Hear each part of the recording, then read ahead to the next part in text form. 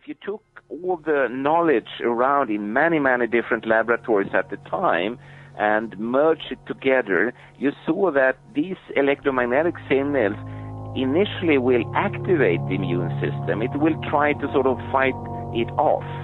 But after this initial activation, the immune system goes into a deterioration phase. It's like being worn out. And again, when you look around in the clinical world, there is a lot of talk nowadays, like here in Sweden, about this kind of immune system-related wear-out. And again, we could say that there are a number of factors behind it, but at least electromagnetic fields and microwaves and so on could be one of these factors, and they should be investigated now, not tomorrow, now I would say. And especially, as you pointed out before, since this is an environmental toxin that really will hit everyone, no one can escape from this. It's everywhere, indoors, outdoors, in any kind of building. It will go through walls and ceilings and floors and everything. But when it goes through human beings and other living creatures, there will be molecular and cellular reactions. And some of these reactions, they are scary, to say the least. That was Professor Olle Johannson, PhD, who spoke to me from his home in Sweden. You're going to hear the entire interview, but I hope that gave you a sense of Professor Johansson's concerns about electromagnetic technologies. I want you to listen to Professor Johannson. I want you to hear what he has to say over the next hour. Listen to what he's been gathering over the last 40 years. Now, a lot of this information that he's been gathering has been sitting on his desk for 40 years. He has not been able to get it out to the public because, unfortunately, the funding is not there to be able to get some of these studies out into the public domain. You can also draw your own conclusions about why that might be the case. But a lot of us haven't heard about the other side of the smart meter issue. We haven't heard about the kinds of things that the electromagnetic fields are doing to us. Now, this is not just restricted to smart meters. The thing about smart meters is that they're something that we can't decide upon.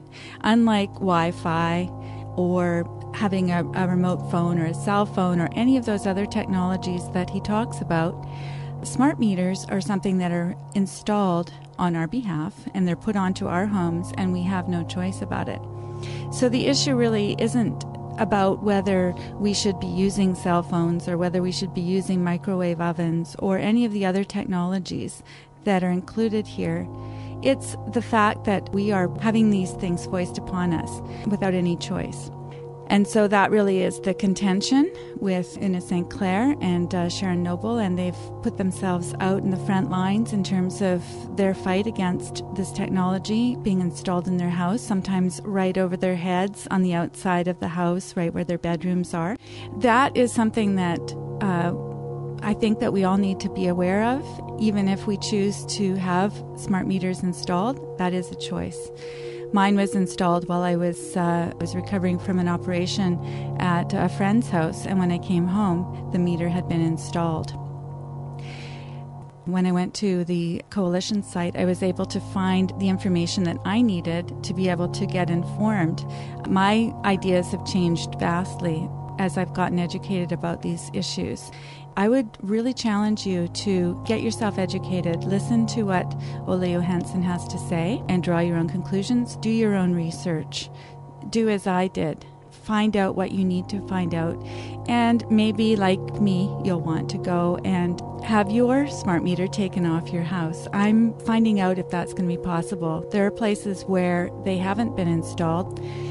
There's a move afoot to have them installed by the end of December, which is absolutely amazing to me that there would be such a concerted effort to get these things installed in such a short period of time.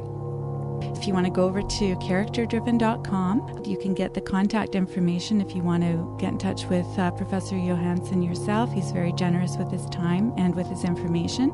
If there are any scientists out in the audience, I challenge you, please get in touch with him and help him with his research and do what you can to help him to get the information out into the public domain that has been sitting on his desk for the past 40 years. Meanwhile, listen to Olle Johannson, who's been studying this technology, and draw your own conclusions. If you want to find out more, please do go over to www.characterdriven.com, CharacterDriven.com, and get the information that you need. You can go to citizensforsafetechnology.org, get the support that you need, the information you need, ask the questions you need to ask at that site, or you can go to stopsmartmetersbc.ca and you can get more information and the forms. Anything that you need, I'm sure that they would be more than willing to help you with it. And so I'm going to let you listen to the broadcast and draw your own conclusions. And by the way, if you haven't made a pledge, make sure that you get online and pledge to chly.ca, because this is the only place that you're going to find this kind of information. This is information you won't find in the mainstream. So here we go with Dr. Johannson.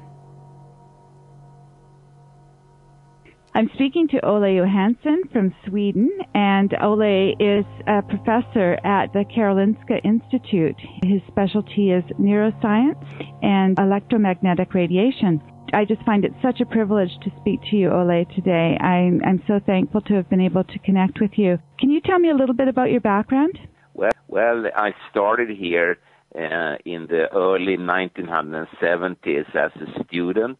And then I, after some time, began my PhD studies as well, and I presented my doctoral dissertation thesis in the early 80s. And then immediately after, I got very interested in the field of health effects of electromagnetic fields, and particularly the functional impairment, which we call electrohypersensitivity, because here in Sweden, we saw such cases very early, although the very first cases were reported from countries such as Norway and United States, and that was in the end of the 70s. But from the early 80s, I got very interested in this, and since then I have tried to work in the field, but it is very, very difficult, I would say, to get any funding. So most of the efforts are just sort of parked on a shelf waiting for some grant or fund to arrive at the horizon. Well, I think that's true of a lot of scientists, but it must be more difficult when you're in a field like you are that is not only controversial, I suppose, but it's also funded by a lot of big business. Indeed, so yes, yeah. So I imagine you're coming up against a lot of other people and their money and their perspective, and they really don't want you to be doing your science. How are you finding it in that way? Well, it is still terribly difficult, and I, of course, try every day to get the necessary money to do various experiments, because out there in the world there are a number of very intelligent people that call me or write to me and suggest various types of experiments, and I would love to be able to do them, but mostly I have to say thank you and just put it back on the shelf waiting for the future. It must be a terribly frustrating thing. I know that you've helped a lot of people when they've requested help. You're very generous with your time. And I know there are a couple of women here, and I've spoken to them on the air, and they said that you were incredibly generous in helping them in their fight against BC Hydro here. Yes. Oh, that's very kind of them to say that, Thank you. Well, I think they feel the same way. So now, in terms of how you got involved initially, what really drew you to this subject area? Well, you see, I started out as a PhD student to study the central and peripheral nervous system, that is the brain, the spinal cord, and the peripheral nerves in the body, and particularly the content of various new type of transmitters and modulators, especially so-called peptides, which are short chains of amino acids, and that could function as transmitters, modulators, growth factors, hormones, etc. And we began anatomical mapping of different nerve cells in different areas of the nervous system. And then I presented my thesis, and here at the Karolinska Institute, you are supposed then to shift field to sort of go to something very new. And since I had worked on experimental animals such as mice and rats, I thought one way to shift area was to move to human beings. And as you know, human beings are pretty rarely used in different experimentation for obvious ethical and practical and economical reasons. But I shifted to that, and we started to work on normal human skin, and again applying the kind of classical methodology we had learned previously, looking for different nerve fibers containing different peptides and amino acids and biogenic amines and so on, and of course also cell types in the skin. And soon we were also asked to enter other areas like into the tissues of the mouth, where we also could look at various cells and nerve fibers. And parallel to this, in Sweden as elsewhere, we had an introduction of personal computers.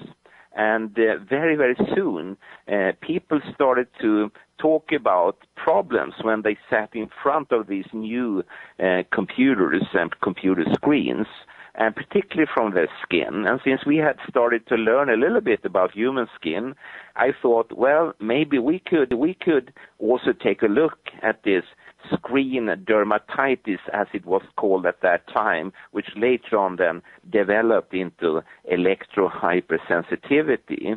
And the real start, I would say, that was actually one evening at 8 o'clock, I remember. I was listening to the radio at the laboratory, and that's interesting because I normally never did that. That was a very, very rare exception. And for some reason, the radio was on, and I started to listen to a woman from Göteborg on the west coast of Sweden, and she was from one of the trade unions, and she described particularly women that had been working in front of these visual display terminals or computer screens, as we say, and they got these skin irritations, skin rashes. And this was in the middle of the Swedish winter, which is very, very dark here. And they got like sunburn reactions in the skin. And she was asking in this radio program if there was some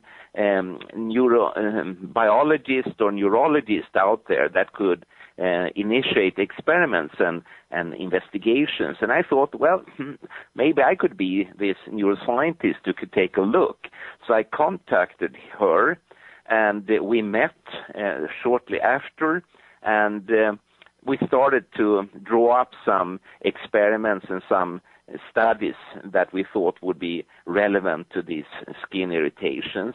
And I'm sorry to say most of these very, very good experiments never were actually started because of the lack of resources. So they are still lying around waiting for someone to come around and start looking at it. And that was from the early 80s? Yes. There's still studies that haven't been completed from that time. A lot of different studies. And you know, from these very first men and women reporting these skin irritations, a huge number of various investigations could have been initiated, but most of them never was because, as I say, it was very, very difficult to get the kind of money you need to buy equipment, employ people, run the laboratories, etc.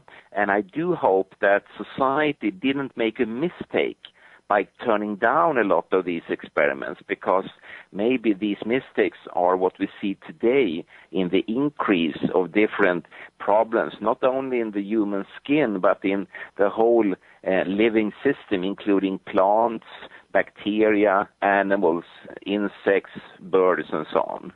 It's very strange that our governments are allowing these kinds of things without having done these experiments. What they've done is, instead of having the precautionary principle, which usually is at play, they've launched all of these things into the public domain. All these different things are in our environment now because the government has allowed it without having had the proper research as a basis for it. Well, that's very, very true indeed. And, you know, of course, all these gadgets and tools and so on, they are, of course, very nice and makes life easier and they're fun to use and so on. But it's a little bit odd that there wasn't any kind of producer's responsibility or producer's control as you would have had if this was a food item or a pharmaceutical drug. And based on what we know today, I would say that this kind of equipment would never, ever have passed such a test, actually. They would have been forbidden. But they were, of course, not. They were just invented, produced, manufactured, and of course the industry, they didn't really do anything wrong because they did ask governments and parliaments around the world, is it all right to irradiate the whole population with these electromagnetic signals that are extremely strong? And the governments and parliaments said, oh yeah, that's all right. And now we have the current situation. And again, I would be, of course, very happy if it turned out that it is without any risk and that all the scientific data is actually wrong. But for every day that possibility shrinks rapidly because new data is produced every day. New papers are coming, and they do not speak in favor of these wireless methods that we use. Well, I find that really interesting that we are using these phones and now we're with the smart meters, we're having those implemented, and yet you've got all these studies that are just sitting there dormant, and I find that so interesting in the sense that people talk about how the studies will tell us that all of this is fine, and yet really the studies haven't been done, and I hadn't really thought about that as an angle, that really they haven't been suppressed as much as they just haven't been funded in order to be brought out to the forefront. Exactly, but also in addition to that, I mean, today you would easily find many thousands of papers that do say that there is a risk depending on what kind of model you're using. Maybe you are studying molecules or cells or tissue pieces or organs or experimental animals as well as human beings. And in all these different papers, it is clearly so that you have a risk. So the question is not if there is a risk or not. The question is, how big is the risk? Is it acute, or will it show itself in the long-term run, even in the next generations to come? There are papers already on such effects. And also, what kind of levels are we talking about? Is this a matter of thermal effects, which no one believes any longer? Instead, the focus is on so-called non-thermal effects. And it's a very odd situation because the responsible authorities, they call for more studies, but at the same time it's practically impossible to get funding for truly independent studies. Whereas the industry, as you mentioned before, they put a lot of money into that kind of, should we say, industry protective studies that comes out and saying there isn't any risk. So it's a little bit odd situation, and I have found that a number of authorities and governments and parliaments claim that all these wireless systems, they are without any risk, but it's very risky at least to apply for money. You will not get it. Which is an interesting statement in and of itself. What I hear you talking about a lot is electrosmog. Basically, we're walking around in a smog, in a fog. Yes. It's a very dense smog.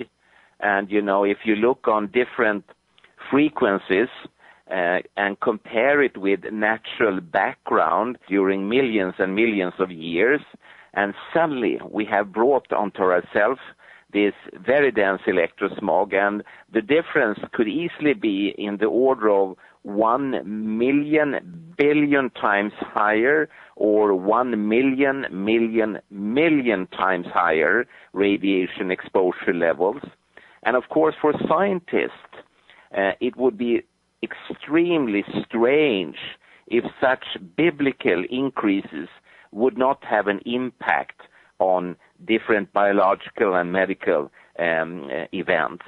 And already, a doubling of something definitely would have effects. If I, for instance, would double the strength of my voice, your listeners wouldn't like that, And if I would increase 1,000,000,000,000,000 times, well, then probably your radio receiver would explode, So such extreme increases must have some kind of biological mark. And if you go to the scientific literature and just look around, you suddenly realize that, oh, wow, there are thousands of such publications clearly demonstrating in many instances very scary effects. You will have impacts on the immune system, alterations of the blood-brain barrier leakage capacity, damage to the DNA, the material for your chromosomes, damage to other types of molecules such as proteins. You will have effects on the skin, on different other organs in your body. Cells in the brain would be damaged and even killed. Effects on plants, they would be damaged as if you would have hit them with a hammer. And I could go on for this for hours, There are so many effects described, and maybe the worst ones are not about terrible diseases such as cancer and neurological diseases, but maybe the worst is actually the impact on fertility, the capacity to get babies for the future. And there are a number of studies clearly showing dramatic negative effects, for instance, on male sperm cells, as well as on the fertility, the outcome of various generations. And such studies they're not nice to read, I would say, So I do hope that the responsible authorities will react to them and really sit down and say, hey, we need to have completely independent studies. They should not be run by the industry or the operators or anything like that. They must be truly independent, and we must really check these scientists. If we replicate their studies, will they hold? Or did they make some mistake? That could be a possibility. And then I would say that there are already, unfortunately, such replications around, and most of them have actually shown that the first scientists, they were right. The effects they saw, they were correct. And it's not so very far from this discussion to draw some ideas and conclusions from the general society panorama, where we read about explosive developments of allergies, asthma, different cognitive behavior in children, for instance, learning difficulties, concentration difficulties, and so on. And if we look on the sperm cell quality, for instance, in Europe, there has been a dramatic decline in male sperm cell quality, and concomitant with that, the capacity to fertilize an egg. And this is not good. This is definitely not good, And as a scientist, you do have a very far-reaching ethical commitment to society. After all, as a scientist, you are employed by the people. You can never misunderstand that.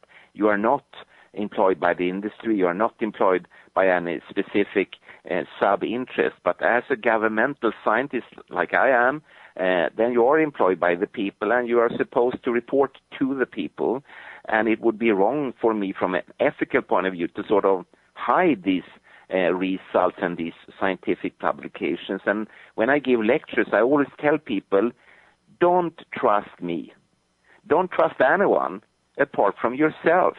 Especially if you have children or grandchildren, You must inform yourself. You must sit down and read. You must take hours and read these scientific publications and start thinking. And based upon that, you must make an informed decision and sort of live by it.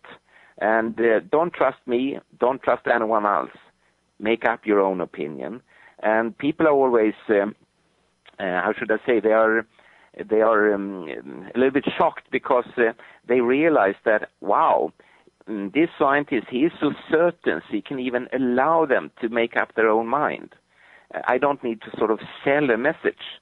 It's better that everyone starts reading, and that's the good side with today's various electromagnetic systems. I mean, we are talking about computers, the internet, and so on. Anyone from any computer on this planet can access these kind of publications.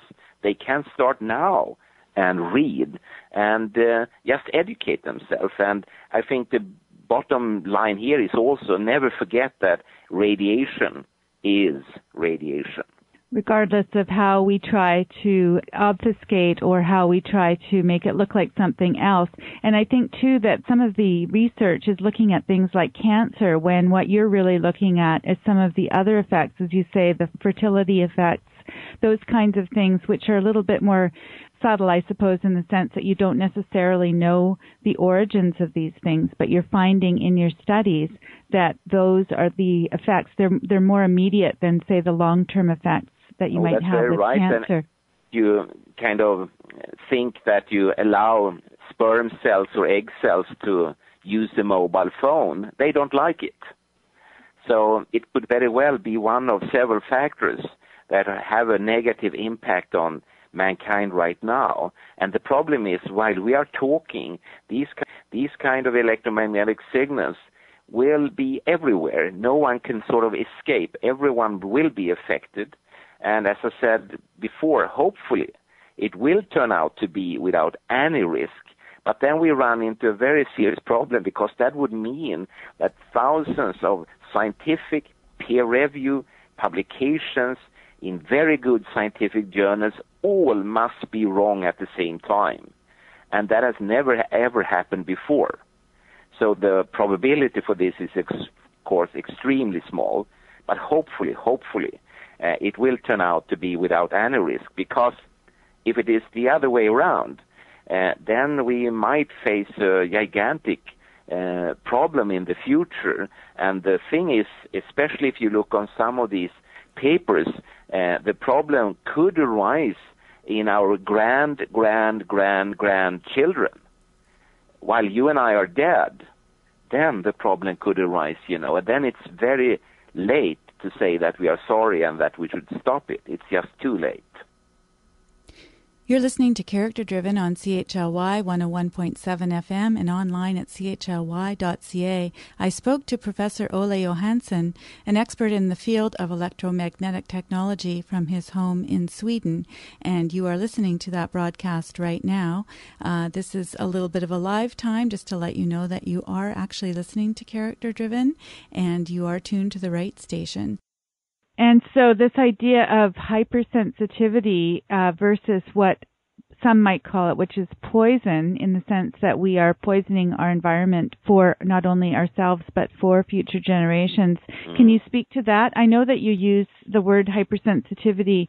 Electrohypersensitivity, I believe, is the terminology. Yeah. And so now, what would you say if people were to address it as electromagnetic poison that we are dealing with? That's very, very interesting nomenclature. I mean, I normally say that it's an environmental toxin. And as you say, it could even be so toxic, it's poisonous in that sense.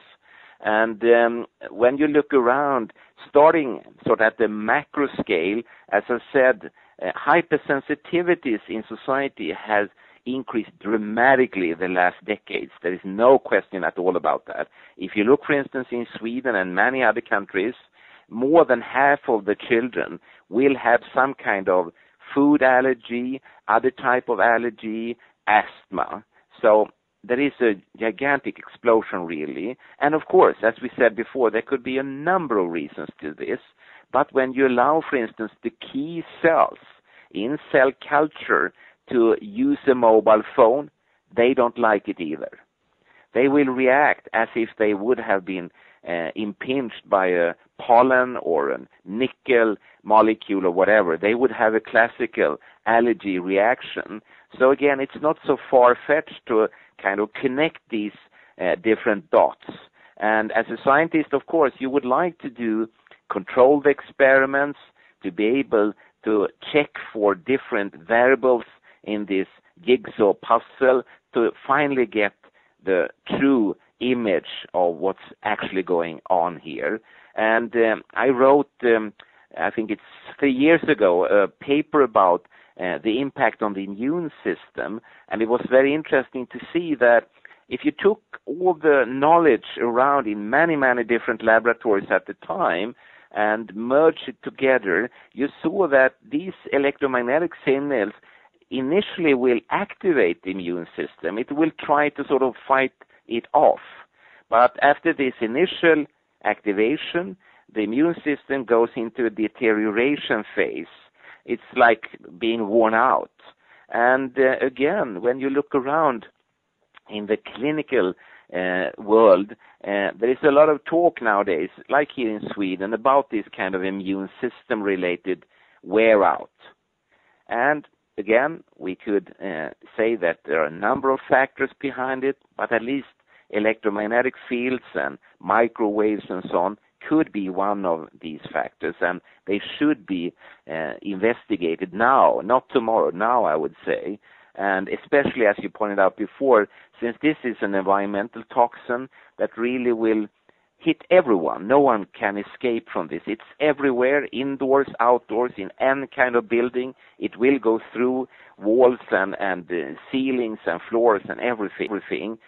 But when it goes through human beings and other living creatures, there will be molecular and cellular reactions. And some of these reactions, they are scary, to say the least, you know. But of course, can you tell me about some of those reactions? The destruction of the DNA molecule, and such distractions could lead to cancer later on in life. And I would hate, you know, to find in 30, 40, 50 years, if you call me again, that we would have a dramatic increase in the incidence of various cancer forms. And along these lines, last year in May 2011, the World Health Organization actually cancer classified radio frequent fields, like from radio, for instance, television, from mobile phones, wireless indoor phones, wireless internet, and so on, as a possible carcinogenic. And they wouldn't do that if they knew that it was safe, because they actually have a category, number 4 it's called, when they can show that something is safe. So if the electromagnetic signals here would have been safe, it would have ended up in that category instead, and it didn't. And how does it 10 make years it earlier, they even cancer classified electromagnetic power frequent fields, and that's the ordinary household currents we are talking about. And at that time, it was the association to childhood leukemia. And this still holds true. And I talked recently with a scientist, a colleague, and he said if that classification done in 2001 would have been redone today, 2012, then it would not have been a possible carcinogenic, but a probable carcinogenic. During these 10, 11 years, it has moved one step upwards. And that's my next question, is how do they come up with these classifications? You were saying a category 4. Now, can you explain a little bit about how one would get to a category 4 and what that means? Oh, to have such different categorizations, they use different criteria, of course, based on a number of different investigations. And to reach number 4 to be safe, then that has to be proven. And again, as I say, when you look upon electromagnetic signals from this kind of ordinary household and work tools, they are not. They don't reach this lowest category, but they end up sort of midway in this system. So they are possibly carcinogenic at this time. So just to recap on the classification system, who is it that establishes that? Oh, that's the World Health Organization, the WHO. Right, and so they've come up with this way in which we can put various toxins and carcinogens into various categories. Yes. Okay. Yes. They are responsible, of course, to then inform and suggest to governments and parliaments, congresses, senates, and so on all over the world. How should they do? What kind of risk management work should they initiate? And for instance, here in Europe, the European Parliament has several times pointed to that the current guidelines for human exposures are too high, and they are actually using the word they are obsolete and needs to be replaced by new ones, and such should be biologically based and also taking into account long-term non-thermal effects, which have up to now more or less been avoided in these discussions. The thermal versus non-thermal. For the listeners who might not completely understand the difference or what you're looking at there, can you just elaborate a little bit on that? Yeah. When we talk about thermal effects, then you have acute direct heating of tissue, and you can then monitor that in different laboratory setups.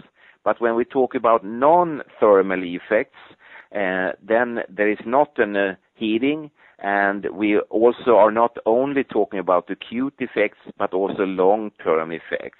And to put it into an everyday perspective, the listeners to this program, they are not heated by my voice. So when they listen to me, they have a non-thermal effect. They will be affected by what I say, but they will not be heated. Okay, and that's an interesting way of putting it. I like that. As far as the specifics, you've raised quite a few of them that have been an issue over the years, and right now the focus in our area, as you've probably heard from Sharon and Una, the folks that are launching a class action suit here against BC Hydro, the issue is, of course, smart meters. Anything that's determined to be smart now, of course, we think is okay. They're emitting a radio frequency on an ongoing basis. Can you explain a little bit about what you've learned about these meters? Well, smart meters, as well as all kind of gadgets and tools that you have in a home or at the workplace, they come in two different forms. Either they are wired or they are wireless. And the latter ones, they will produce different forms of microwave-based signals. They sort of function as a mobile phone, you can say. And of course, that will add a lot of electromagnetic signals to this already overloaded environment. And a very simple solution can then be to just use the wired but also shielded cabling system. And around the corner, I see in different technical magazines, people are starting to talk more and more about, for instance, shielded fiber optics. That maybe will be tomorrow's big thing, and then you will not have all these wireless signals. So there you have really the core issue. Are our bodies built for this extreme radiation as we have today, or do we have to sort of take a few steps backwards and again use cabling to transport information, energy, etc.?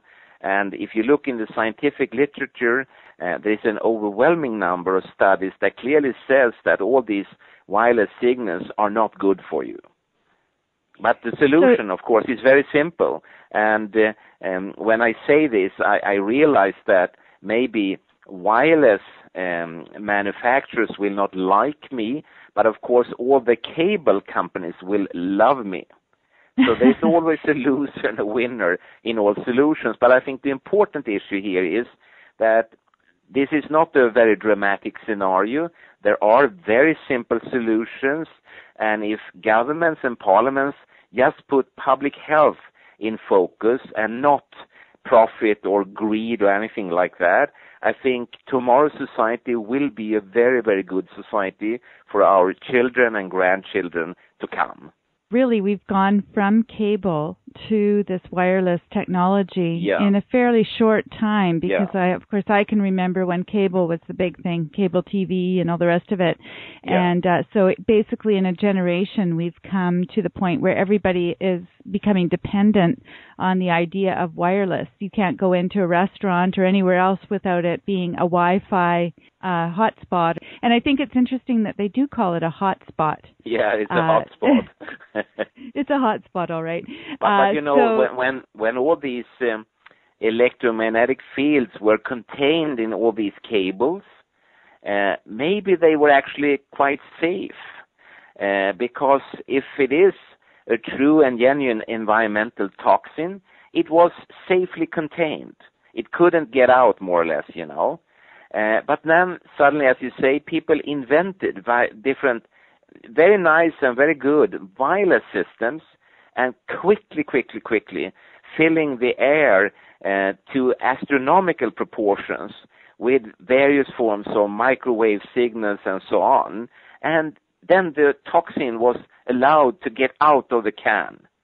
And maybe you have to put it back into the can again. Maybe we have to restrain it and only allow it in shielded cabling. And again, as I say, a lot of people would actually gain from that.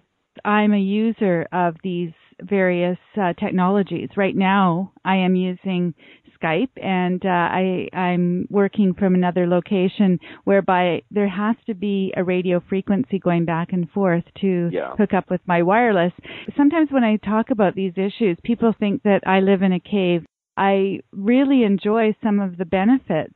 So I think the resistance is often, even with people like myself, it's so much more convenient to be able to have these radio frequencies rather than to have wires all the time, which I can't stand myself. I don't like having everything wired up. So in some ways, it's our own perception and it's our own sense of this being a convenience and being a much easier way to go. Now that we have the technology, it's very difficult to go back. Well, of course, and I think tomorrow there will be new companies blooming, producing different type of techniques that we don't even can dream of today, you know. And maybe you can keep all your wireless gadgets, but based on some other technology, maybe other frequencies, other pulsations, other modulations, who knows. But I think it's important, I mean, that health authorities, governments and parliaments put pressure on the market and say, hey, we are not happy with this current solution. There are so many problems with it, and there are so many question marks, and people do get ill, and we cannot allow this. You have to come up with a new solution. We love to be mobile. We love to be able to monitor the electricity usage and so on, of course, but we want to do it in a safe way that don't jeopardize the public health. Do you think that there's anything behind this? I have my own ideas about this, but the idea that the smart meters have come in so quickly and so globally in one initiative makes one suspicious about what the motivations are behind that. In BC here, there's a deadline of December 31st, 2012 to get everybody smart metered. And so one wonders when they see this whether there isn't a larger agenda here.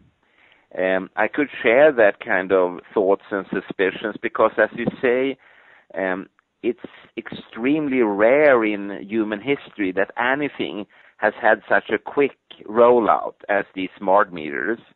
And, of course, the basic explanation is that one wants to save energy and so on. But I could only look here in Sweden. There has not been any energy saving, really. and people's bills are constantly increasing. It's getting more and more expensive to buy electricity. So from that point of view, I'm not impressed. But of course, at the same time, people are now subjective to other types of radiation, and companies could save information about the consumers, etc., etc., etc., and that makes you wonder, of course. I always tend to make life easy for myself, and when I look in my mirror backwards, I see that the most common driving force in the history of mankind is actually greed. So maybe that's the thing, a few manufacturers, a few companies in the world very, very, very rapidly will become extremely rich through selling all these smart meter solutions. And so maybe that's the basic driving force. And I do hope that there are not any others behind it. But as you know, there is a wide and very intelligent, I must say, discussion going on, for instance, on the internet regarding other motives behind this rollout. Do you have any ideas yourself about those motives? I don't have any real ideas, and I'm interested, yes. But of course, they will only be speculations. But as I say, when you look upon the words that sell these kind of equipments and compare it with the reality, you are not impressed. So either it's just greed and people are fooled, or there are some other motives behind, and your idea and your speculations are as good as mine. It's very difficult to really know. Well, as you say, there's lots of information on the internet. Of course, it goes various different ways, and the internet is not an authority by any means, but it certainly gives people who have any kind of education in certain areas or any kind of curiosity an opportunity to go and do their own research. And I think that's what's sadly lacking in a social media kind of world, where we have videos that we pass along without actually looking at them, or articles that we hear about and everybody just passes them along. I think what's happening is that dumbing down of their own way of thinking means that they don't necessarily do their own research. And I like what you said earlier about not taking all of these things for granted. And if there's any skepticism about things, then that should be the motivation to do one's own research. Yeah, and it's not dangerous to actually say no. This word is too rarely used, actually. And I think people have to stand up and just say no, thank you. And there is not such a big drama behind that, and people will have to ask for other solutions. And just coming back to my personal experience here in Sweden, and I'm shifting now from smart meters to another thing that very rapidly has been rolled out here in Sweden and elsewhere in the world, and that's compact fluorescent lamps, low energy type light bulbs. And I have been buying them because in Sweden you can nowadays basically only buy these new low energy light bulbs, and on the package it says that they should last for at least 10,000 hours, and that's good. I mean, that's fantastic. But then recently I got a very odd feeling that my lamps I had bought, and they are very expensive, by the way, they didn't last for 10,000 hours. So as a scientist, I set up a clock and really monitored the life span of these lamps, and it turned out it was 280 hours before it popped. And then I got very, very angry, to say the least, because that turns out to be a very expensive solution for me as a consumer.